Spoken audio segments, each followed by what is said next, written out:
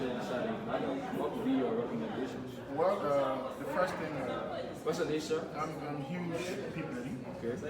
policy specialist. So the agriculture of the Ghana is very sensitive. Okay. Any country economic growth. So basically, in order to add value addition to the raw material produced by farmers, I have two policy ideas. One is companies that are foreign companies in Africa. Okay, foreign companies in Africa. I believe that when these products are produced by the locals, all right, in order for these products, for the farmers to be encouraged to do more farming, these products should be, there's a policy that should be designed so that product produced should be purchased by foreign companies. What would be an injection on that said a policy? What could be your injection? If those foreign companies are to actually adhere to the recommendation, what could be your injection? Well, before I get there, let me just conclude what I was saying. So when the policy is designed, so it will encourage local farmers to do more farming. For example, orange juice, you go everywhere in Africa. You see, orange juices are everywhere in the supermarket. So in Africa, many African countries produce oranges in numbers. For example, Liberia produce oranges. But when they produce it, you realize that in the rural area, the population is low, so the purchasing power is not high. Okay? So when we design a policy that these companies should purchase oranges, all right, for our local farmers, instead of bringing the finished product, the processed orange from their country. So another thing is that when you encourage the foreign companies, all right, if there's a need to create policies for them to take loans from banks, we will do that so that they can be able to produce milk. You have the point. So may I know your second point prior? My second point here is that, Mr. Minister,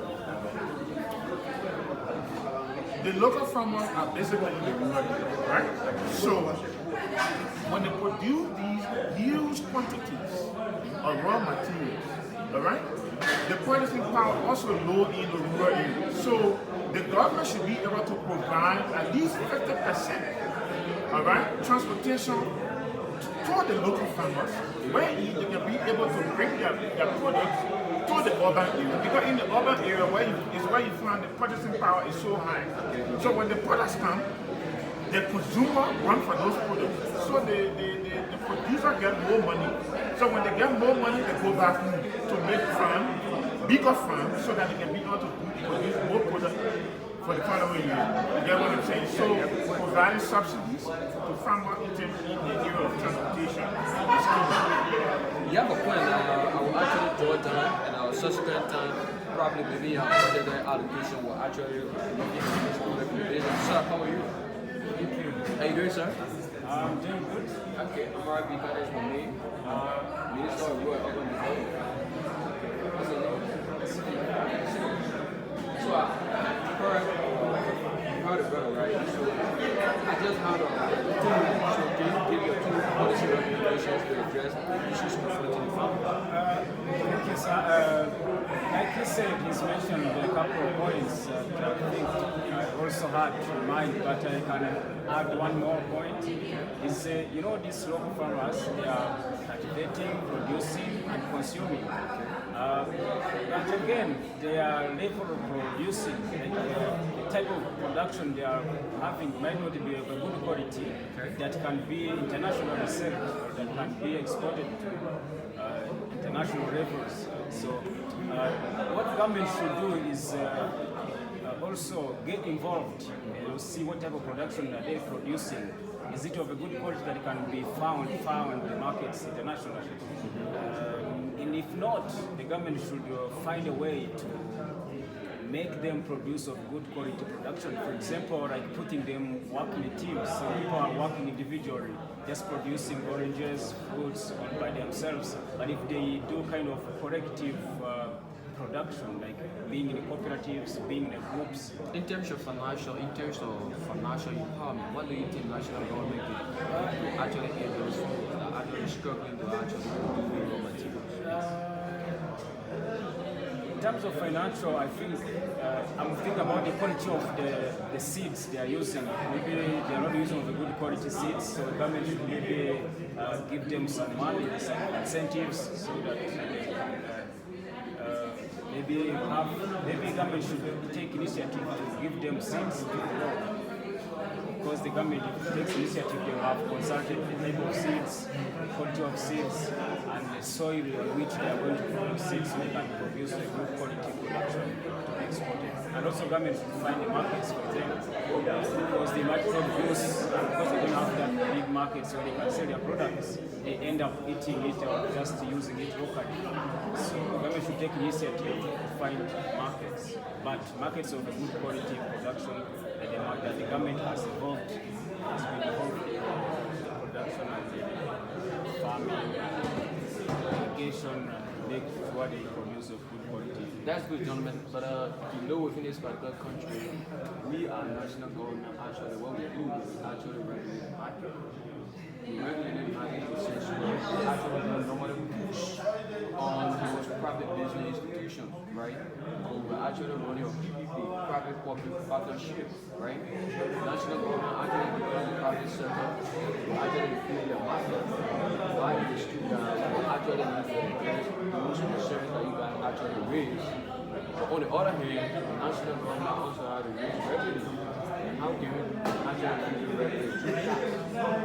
So what we do, we're actually looking at those recommendations. But my office actually like to actually hire people guys,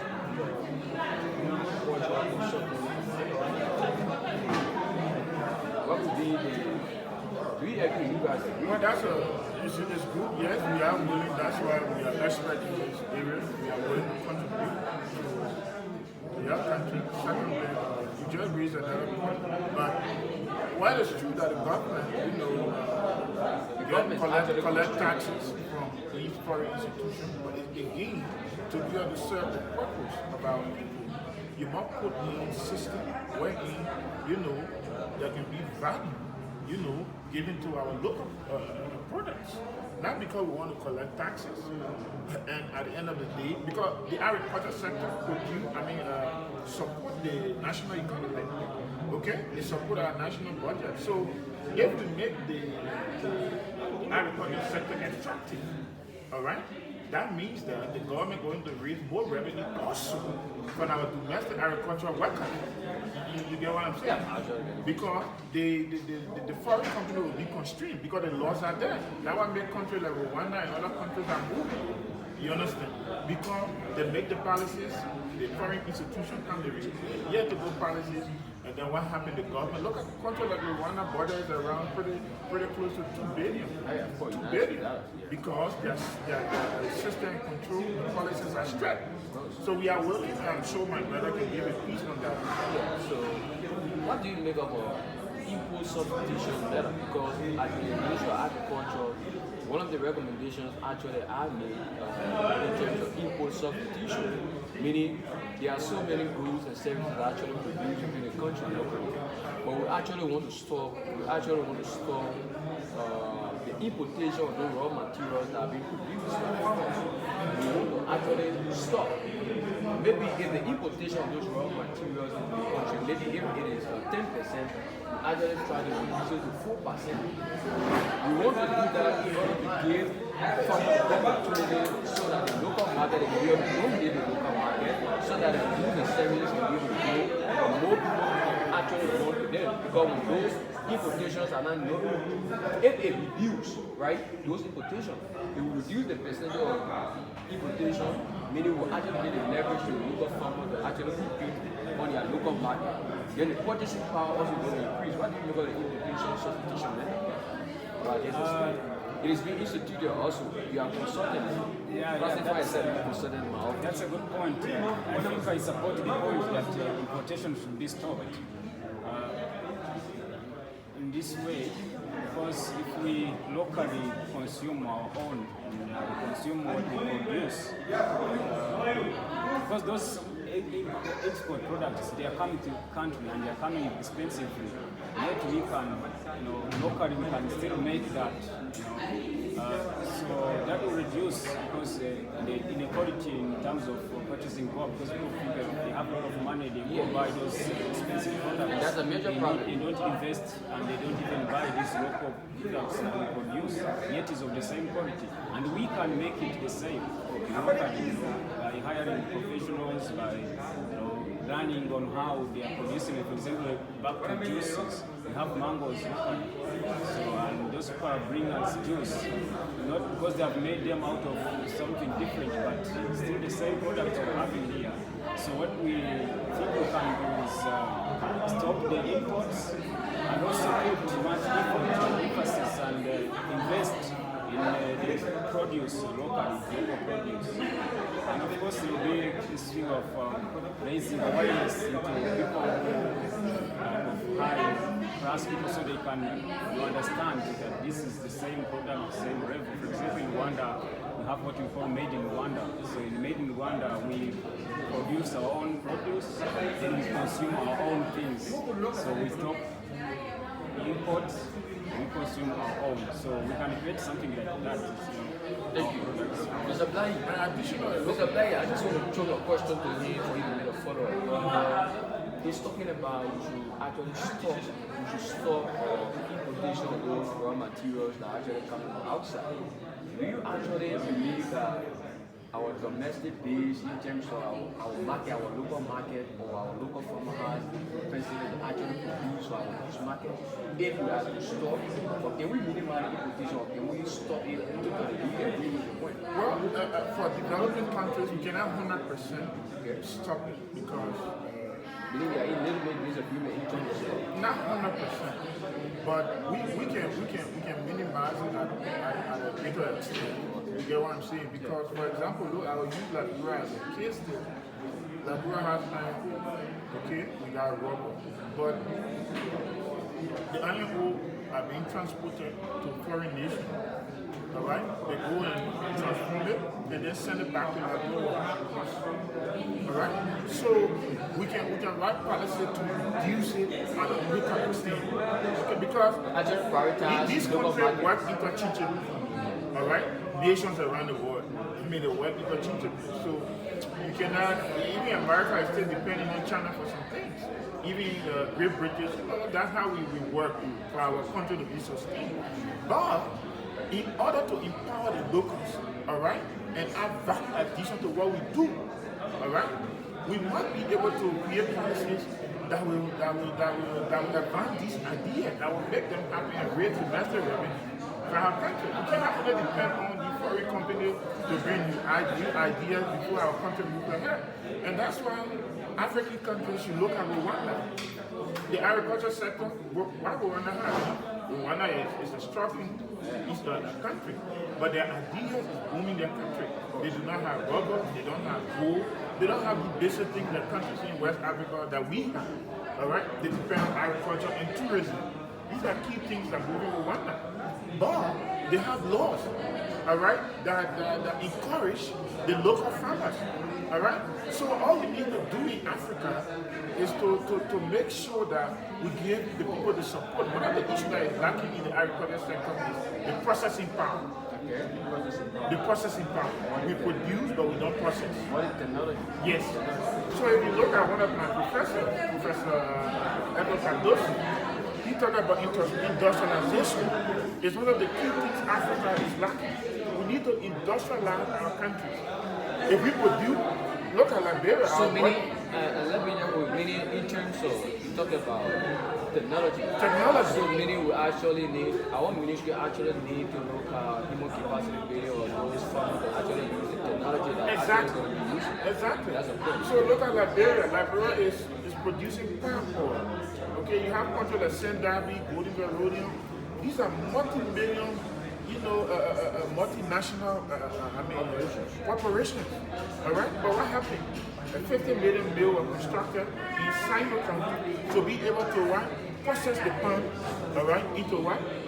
to produce oil. But what happens at the end of the day? The oil is sent. Export it. Yeah, it's sent out of the country. For processing. Yeah, to be sold. But remember, oil you can get grease, you can get cream, you can get lispia, you can get biofuel from that point. From that palm oil business, but I want to understand because you are producing palm oil, you sell it out to be processed, and it's coming back to you very expensive. Yeah. So why don't you invest in if these people can process your oil? Why don't you invest in technology in the processing so that whatever you have been selling it out for long, the money is being collected. That's why we talk about industrialization. Be invested in making maybe having an industry that can process that oil. Exactly. So we locally consume it cheaply. Be cheap if we process it from our country. Rather than taking it out and bringing it back very soon. We have the same issue in Rwanda. We get with lot of production. That's why I'm trying to say we should not stop even the import and export here at some point. Make for specific, for example, we're producing coffee and tea in Rwanda to the larger scale. Tea and coffee is the most of our export. Yeah, of course. It goes out, comes back expensive because we cannot process it here. Add those ingredients, whatever they add on to give it the same standard as how it comes here. Sure. So I always think, why don't we, invest in finding those things they use, those industries, those processing machines they have. So that's why we talk about the political will.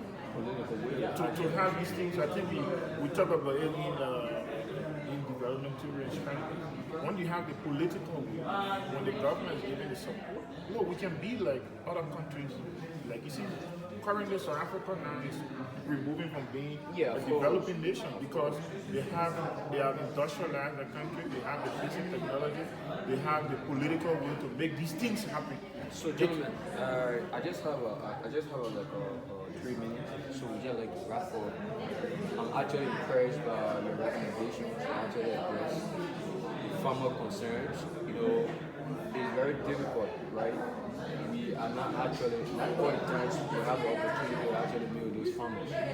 For you guys, development experts, we actually depend on you guys.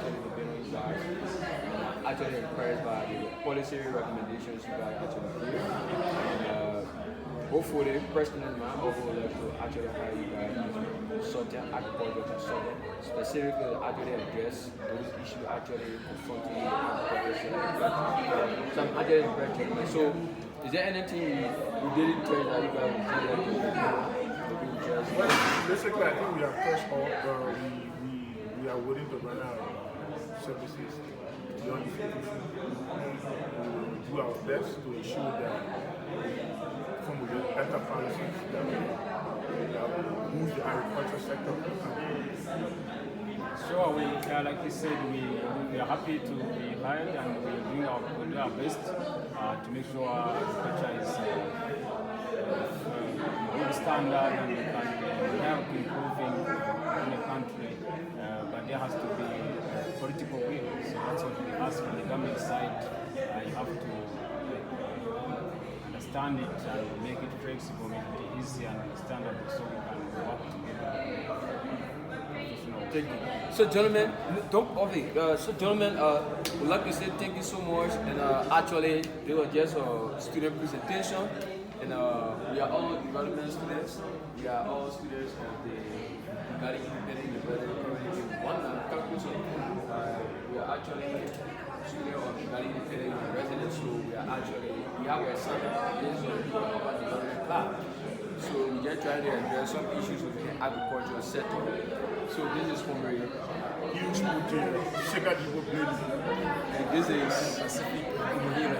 So they are also playing a role as a development expert to actually address the issues confronting the farmers within the agricultural sector. And I'm also playing a role as the Minister of Rural and Urban Development, asking them the questions so that they can give the best policy prescriptions to actually address the issues.